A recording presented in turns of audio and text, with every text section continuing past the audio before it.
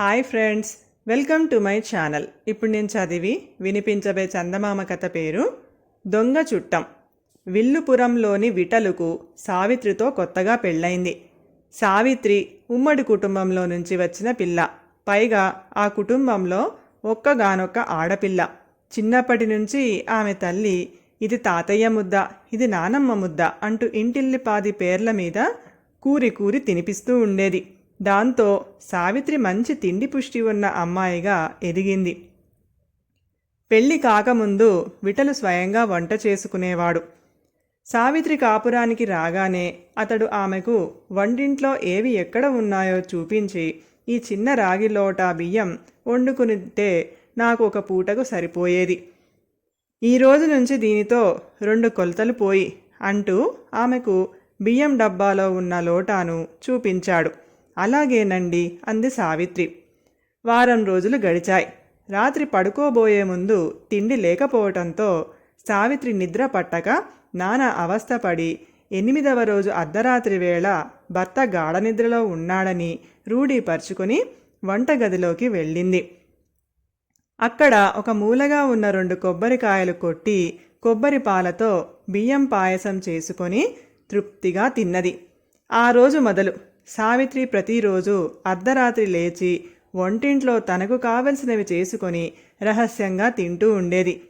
ఒకరోజు రాత్రి ఆమె పొంగలి చేసుకొని గిన్నెడు పొంగలి విస్తరాకులో గుమ్మరించింది. తర్వాత పొంగలి చల్లారేలోగా పాత్రలు కడిగి తెచ్చుకోవచ్చని పెరట్లో బావి దగ్గరకు వెళ్ళింది. ఆమె పాత్రలు కడిగి వంటింట్లోకి తిరిగి వస్తూనే అక్కడ తచ్చాడుతున్న మనిషిని చూసి కెవ్వుమంది. నేను పరమ భయంకరుడైన దొంగను, మరొకసారి అరిచావో పీక నొక్కేయగలను అంటూ హెచ్చరించాడు దొంగ. ఈ హడావిడికి పక్కగదిలో నిద్రపోతున్న విఠలకు నిద్రాభంగమై, సావిత్రి ఎవరక్కడా, ఏవో మాటలు వినబడుతున్నాయి అని కేక వేశాడు. భర్త లేచి వస్తే తన దొంగ తిండి బయటపడుతుందనే భయంతో సావిత్రి లేని ధైర్యం తెచ్చుకొని దొంగతో, అదిగో మా ఆయన వస్తున్నాడు, ఆయన చూపులకు అలా ఉంటాడు, కానీ కోపం వచ్చిందో నీ తల గోటితో గిల్లి నీ చేతిలో పెట్టగలడు, బీరాలకు పోక విస్తరి ముందు కుదురుగా కూర్చో అంటూ పీట వేసి గుడ్లు ఉరిమింది. ఈ పరిణామానికి దొంగ నిర్వెరపోతూ చప్పున విస్తరి ముందు కూర్చున్నాడు. అంతలో విఠలు గదిలోకి వచ్చాడు. సావిత్రి అతడితో, మా దగ్గర చుట్టాలబ్బాయి, వరుసకు నాకు తమ్ముడవుతాడు, ఏదో పని మీద పట్నం వెళ్తున్నాడట అన్నది.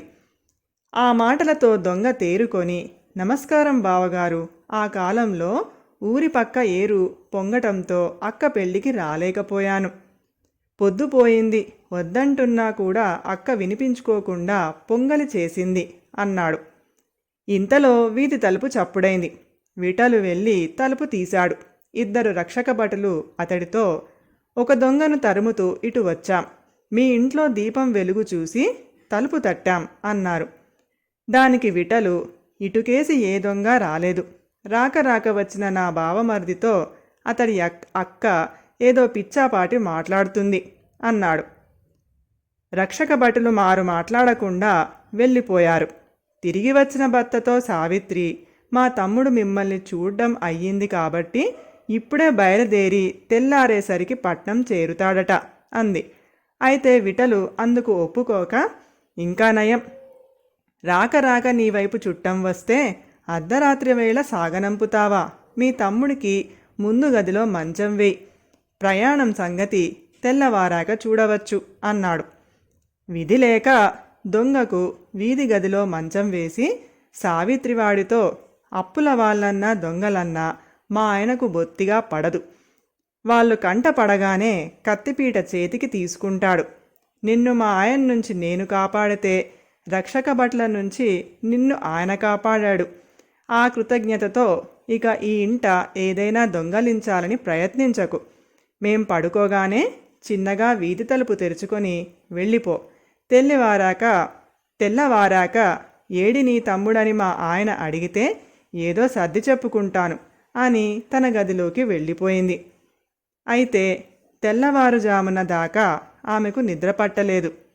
మళ్ళీ మెలకువ వచ్చేసరికి తెల్లగా తెల్లారిపోయింది. విఠలు ఇంకా నిద్రలోనే ఉన్నాడు. చప్పున లేచి వీధి గదిలోకి వచ్చిన ఆమె దొంగ మంచం ఖాళీగా ఉండటం చూసి తేలిగ్గా నిట్టూర్చింది. తిరిగి వెళ్ళబోతూ ఏదో అనుమానం వచ్చి పెట్టెలు ఉన్న గదిలోకి తొంగి చూసి కెవ్వుమంది. ఆ గది అంతా చిందరవందరగా ఉంది. పెట్టెలో ఆమె పట్టుచీరలు టగలు లేవు. ఆమె కేకలకు పరిగెత్తుకొచ్చాడు విఠలు. ఆ దొంగ మన ఇల్లంతా దోచేశాడండి అన్నది సావిత్రి కళ్ళ నీళ్లతో. దొంగ ఎక్కడా అన్నాడు విఠలు. రాత్రి వచ్చింది మా చుట్టాలు కాదండి, వాడొక దొంగ అన్నది సావిత్రి కళ్ళనీళ్లతో. మరి దొంగను తమ్ముడంటూ చెప్పావెందుకు అని కోపంగా అడిగాడు విఠలు. అప్పుడు సావిత్రి తను రాత్రివేళ రహస్యంగా వండుకొని తినే సంగతి అతడికి చెప్పి, మీకు తెలియకుండా ఇలాంటి పనులు చేసినందుకు నాకు తగిన శాస్తి జరిగింది అంది. విఠలు నవ్వి, ముందు కళ్ళు తుడుచుకో, నీ నగలు చీరలు ఎక్కడికి పోలేదు, దొంగ రాసిపెట్టిపోయిన ఉత్తరం చదువు అంటూ సావిత్రికి ఒక కాగితం ఇచ్చాడు. అందులో దొంగ ఇలా రాశాడు: నేను మంచి ఉద్యోగం దొరకలేదన్న కసితో చిన్న ఉద్యోగాలు చేయటం అవమానంగా భావించి మొట్టమొదటిసారిగా ఈరోజే దొంగతనానికి బయలుదేరాను.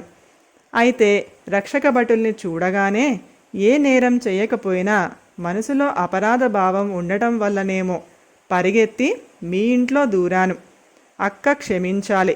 తన దొంగ తిండి బయటపడకుండా ఉండేందుకు దొంగను చుట్టంగా పరిచయం చేసింది. ఆ దొంగను ఇంట్లో ఉండమని అనటమే కాకుండా రక్షక భటులతో కూడా మీరు అబద్ధం చెప్పేలా చేసింది. అక్క తను చేసిన చిన్న దొంగ పనికి ఇన్ని అవస్థలు పడవలసి వచ్చింది.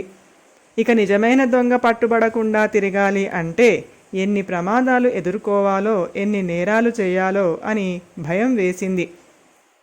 దొంగ బతుకులో మనశ్శాంతి అనేది ఉండదని అర్థమైంది.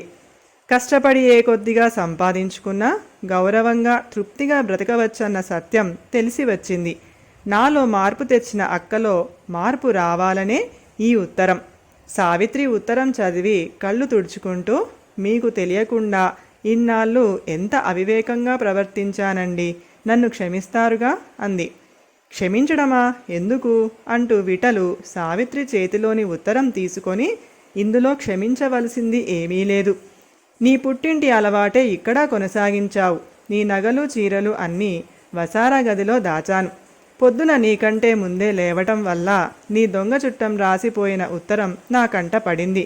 నువ్వు వచ్చిన రోజునే నీ తిండి పుష్టి సంగతి ఆవకాయ జాడీలు అటక మీద పెడుతూ 5-6 లోటాల బియ్యం నువ్వు వండబోవటం చూసి గ్రహించాను. ఇంక దాపరికం ఎందుకు, నువ్వు వండుకుని తినే వంటకాలు మధ్య మధ్య నాకు రుచి చూపిస్తూ ఉంటే సంతోషిస్తాను అన్నాడు. జరిగిన దానికి భర్త తనను తప్పు పట్టకపోగా ఎంతో ప్రేమాభిమానాలు చూపించినందుకు సావిత్రి పరమానందం చెందింది. కథ సమాప్తం. ఈ కథ కనుక మీకు నచ్చినట్లయితే ప్లీజ్ లైక్ చేయండి, షేర్ చేయండి. మరిన్ని మంచి మంచి కథల కోసం మా ఛానల్ని సబ్స్క్రైబ్ చేసుకోండి. Thank you.